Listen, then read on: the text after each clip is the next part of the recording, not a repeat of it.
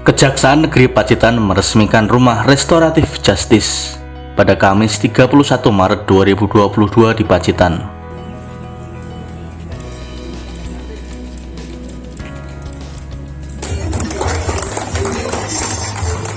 Rumah Restoratif Justice ini sebagai bagian dari pelibatan tokoh masyarakat dan tokoh adat untuk menyelesaikan suatu perkara hukum.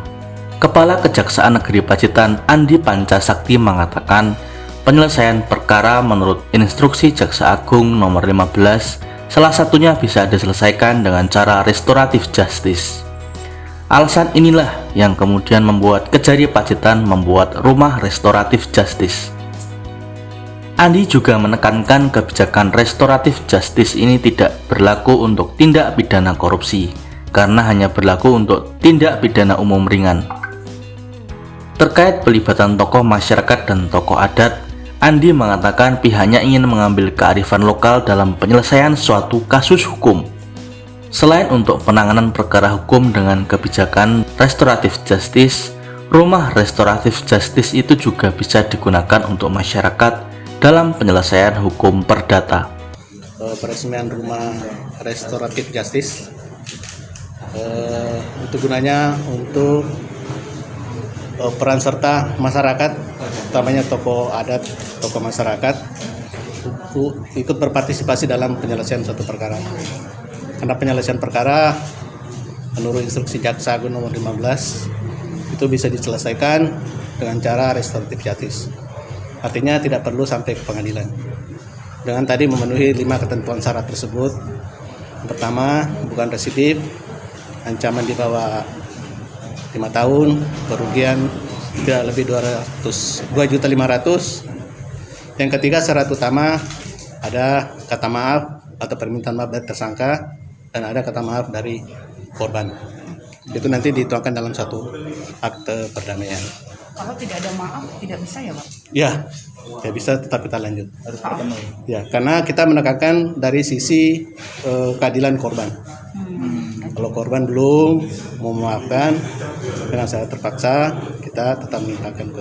Berarti ini tidak untuk tipikor nih Pak? Bukan. Ini untuk pidana umum. Pak Andi, saya lebih tertarik tadi ya, jadi bertanya-tanya gitu. Ini kan ada 1 kelurahan 4 desa ya. Nah itu nanti penyelesaiannya di desa itu masing-masing, terus menggunakan tokoh desa itu atau tokoh masyarakat itu atau bagaimana? Terus kemudian kalau menggunakan tokoh masyarakat itu, tokohnya itu dikasih pembinaan hukum enggak itu ya? Atau dilatih hukum dulu atau enggak itu? Nah, mestinya tokoh pendampingan tokoh masyarakat atau agama kita mau mengambil sisi kearifan lokal di sana. Dari sisi pandangan tokoh masyarakat mungkin ini cukup menurut keadilan masyarakat di sini memang demikian. Begitupun mungkin tokoh adat.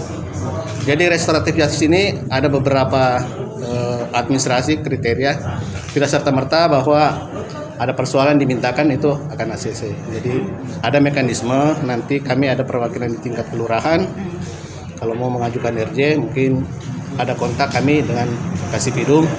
Nanti kita sama-sama menegosiasikan, utamanya kita memulihkan keadaan antara korban dan pelaku itu sudah ada kata damai dan menganggap sudah tidak ada persoalan lagi. Oke.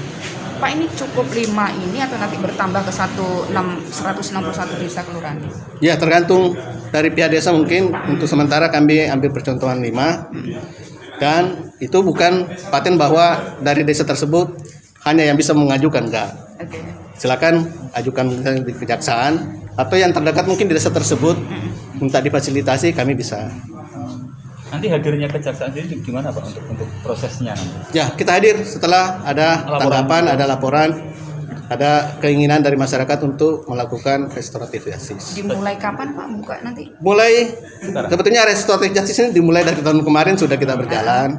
Cuman resminya ke masyarakat itu ada di tingkat kecamatan, makanya kita di tingkat desa, makanya ada rumah restoratif justice. Sejak hari ini udah mulai gitu ya? Ya, sejak.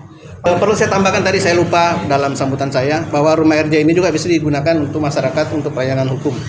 Perdata misalnya ada masalah hukum, masyarakat kurang paham dan kurang bisa membayar pengacara, mungkin konsultasi hukum bisa.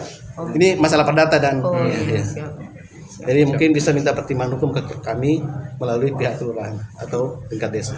Jadi kejaksaan siap hadir di tengah Siap. masyarakat saat membutuhkan gitu. Siap. Sultan Salahuddin mengabarkan untuk pacetanku.com.